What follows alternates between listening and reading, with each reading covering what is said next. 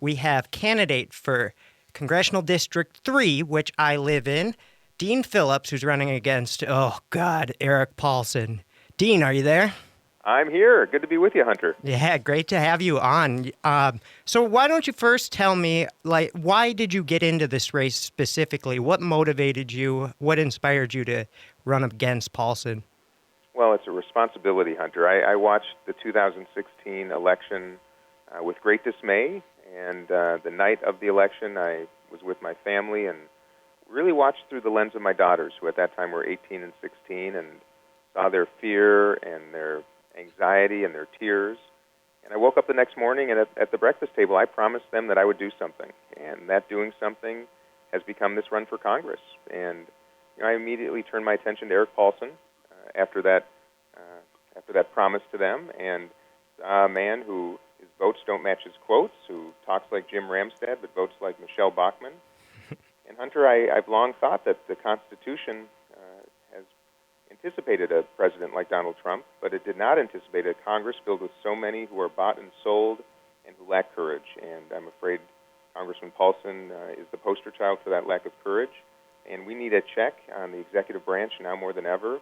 And serving this country and trying to be one of 23 Democrats who flipped the House became my mission. And I've got to tell you, it's the most joyful journey on which I've ever been. Now, I remember early on in your campaign, you had done where you set up ice houses across lakes where people were ice fishing, and you had conversations in there. And now I know you have your vehicle that you have coffee and conversations. Why don't you tell me about some of the experiences you've had with those? Sure, Hunter. One of the great joys of campaigning is conversations with people, and that is the ethos of my campaign. In fact, our slogan is "Everyone's invited." And I want to come meet people where they are, and that's why we had the ice shack on the lake, and I've got my 1960 government repair truck that I drive around the district and serve coffee and lemonade and have conversations with people. We've got a pontoon boat now, and I just came from the State Fair where we have a wonderful booth and spent hours with fairgoers from the 3rd District and having great conversations. And I do so not just with Democrats. I do so with anybody who is willing to share a conversation, have some dialogue about the issues important to them, and that's what my campaign's about. It's about bringing people back to the table, sharing perspectives. We may not always agree, but we should at least agree to talk, and that's what makes this such a wonderful pursuit. Why don't you tell our listeners where they can find your booth at the fair? What's it nearby in the fair? Sure. So our booth is actually right around the corner from the DFL booth. We're on Cooper, right before the corner of Wright Street, or Wright Avenue, I should say. And I think we're the only booth from any congressional campaign or elected in the entire state. So we're easy to find, and I'll be there quite a bit over the next week or so, and can't wait to have conversations with whoever happens to be around. Now, a positive memory I have from months ago, earlier on in the campaign before the CD3 DFL convention, was you were running against Adam Jennings for the endorsement, and I remember after you received the endorsement that Adam Jennings became one of your most vocal supporters and got behind you and was appearing at public events wearing your T-shirt and that. And I thought that really looked well on both of you. One, that he was willing to become such a vocal supporter, and that he would want to get behind you after you guys having been campaigning against each other. Indeed. That's what it's a hallmark of all of us who ran for that endorsement. We are all on the same team. Adam has been wonderful. Everybody else who ran has been equally wonderful, and we recognize that if we're going to accomplish what hasn't been done since 1958, the last time a Democrat won the seat here in the 3rd District, that it's going to take all of us working together. And I've been thrilled with that support, and now our responsibility is to expand that amongst independents and ensure that Democrats get out and vote, and also extend invitations to moderate Republicans who increasingly recognize the need to assess alternatives, and those who are fiscally responsible but socially inclusive and independent-minded. It's a wonderful opportunity to come back together and inspire the change that I know we need. Now, I'm a part of Indivisible Chaska, and I know that for a long time, our Indivisible groups have been banding together in replacing Eric Paulson, and they have gotten behind your campaign very enthusiastically. Why don't you talk about your experiences with Indivisible? Well, I celebrate everybody who is participating in the Indivisible movement. It has paved the path to opening the doors of activism to many people who have never been engaged before. And it's a hallmark of these times. And I think the reason that change is coming, people who have taken our circumstances for granted have recognized that we all have a responsibility to participate. And I'm just one of those people, one of millions around the country who has said that we have got to do something. And my participation is a run for Congress, but every single person who is doing something to affect change is playing a role in making it happen. And Indivisible has been an extraordinary organization to pave that path. And of course, as you know, it's not just Democrats. It's independents and thoughtful Republicans and others who recognize that this administration, the lack of character in the White House, and the lack of a Congress with any courage is something that we have got to address and have to do so together. So I welcome those endorsements from Indivisible and also celebrate everybody who's playing a role in getting this wonderful work done. We're speaking with Dean Phillips, the DFL-endorsed candidate for Congress for Congressional District 3. Now, Dean, you have kind of a specific health care plan. Why don't you go into that and explain it a bit and go into some of the specifics?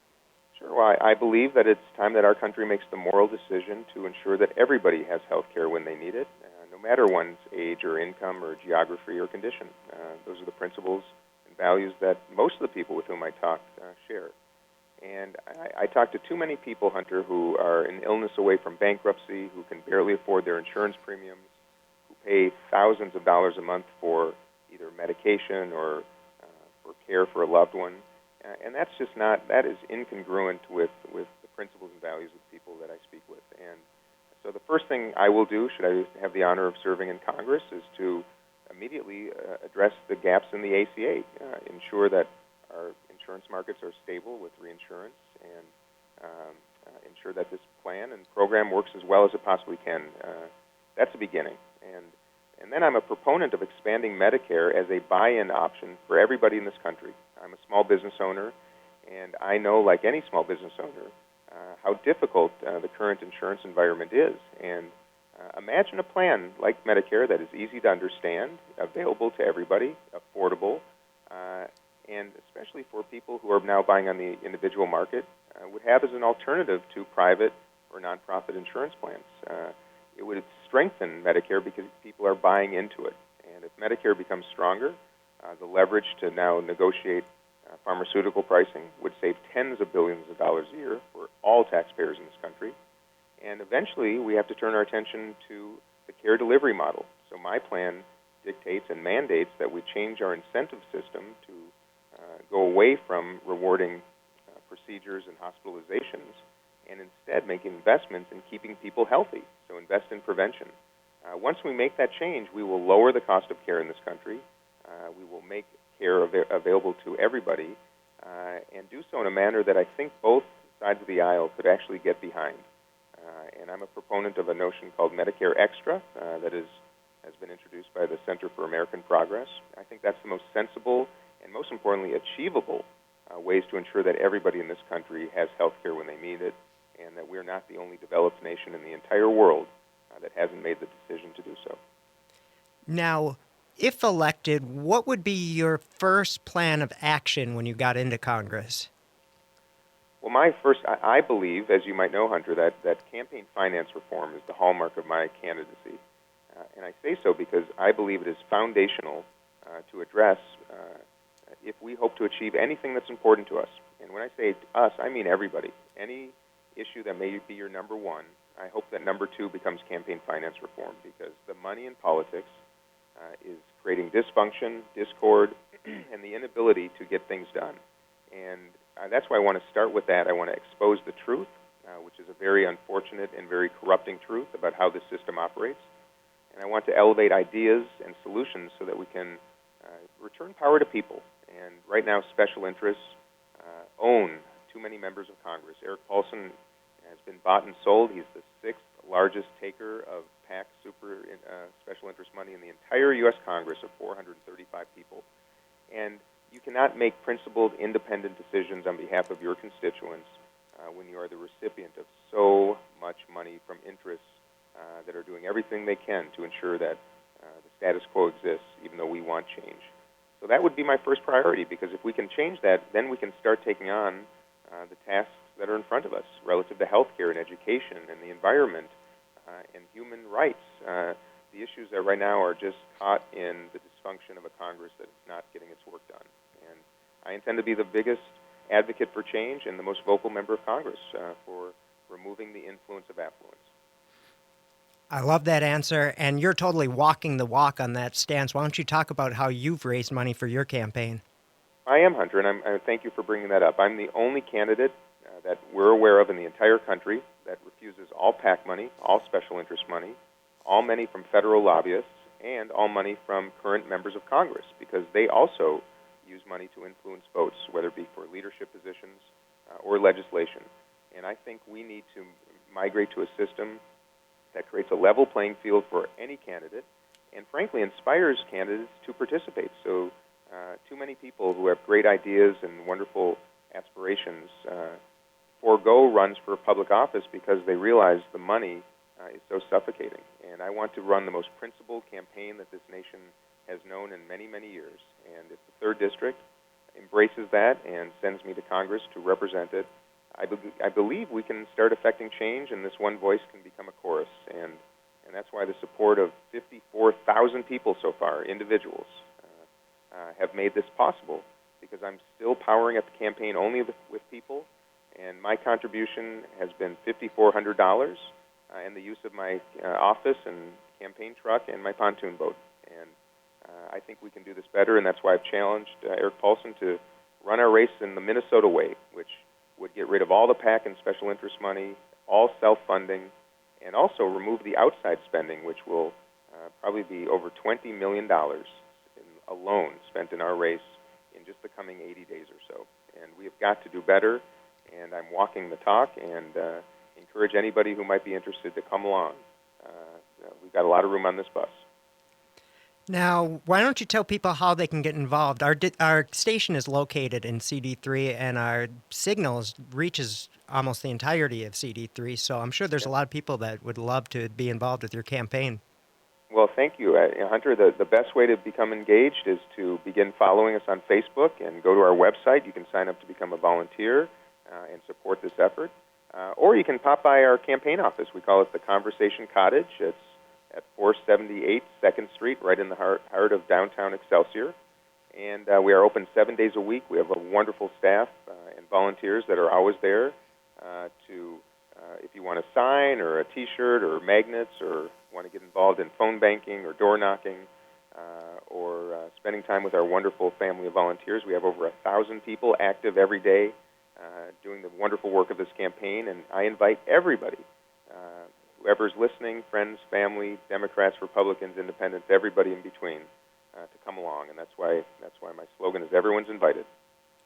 Now, before we go, I just want to tell you a story. I know that you have an interest in antique liquor bottles, and Yes. My house is recognized by the Chaska Historical Society because it was once the Last Chance Saloon, and Jesse James used to visit the saloon. So when they closed the saloon, they threw all of the stuff in the backyard and lit it on fire. So we've dug up parts of the backyard, and I found a ton of these old 1800s liquor bottles. So I have them at my house, and I know you have a collection of those too. So I thought you might be interested in that. Oh, Hunter, yeah, we've got to get together, my friend. I've spent one of my hobbies amongst many has been going on digs to archaeological digs and finding some of those treasures that lay in the ground, and it tells wonderful stories about our area's history. So I would love to share that sometime. Yeah, maybe if you want to come to one of our Chaska Indivisible meetings before the election, we could arrange that. Well, let's absolutely do that. I love those invitations, and if you just let me know when, I'll do my very best to be there and look forward to seeing you soon. Awesome. Well, thanks for speaking with us today, Dean. Thank you, Hunter. I'm grateful for the opportunity and so grateful to everybody who's participating in ensuring that change comes on November 6th. Awesome. Dean Phillips is running for Congress in CD3. That is the district our station is in, and the district I live in. He's running against Eric Paulson. And when we come back, we will be speaking with Matt Chrisman of Chapo Trap House. They have a new book, Chapo Guide to Revolution, a manifesto against logic, facts, and reason. So we'll be right back.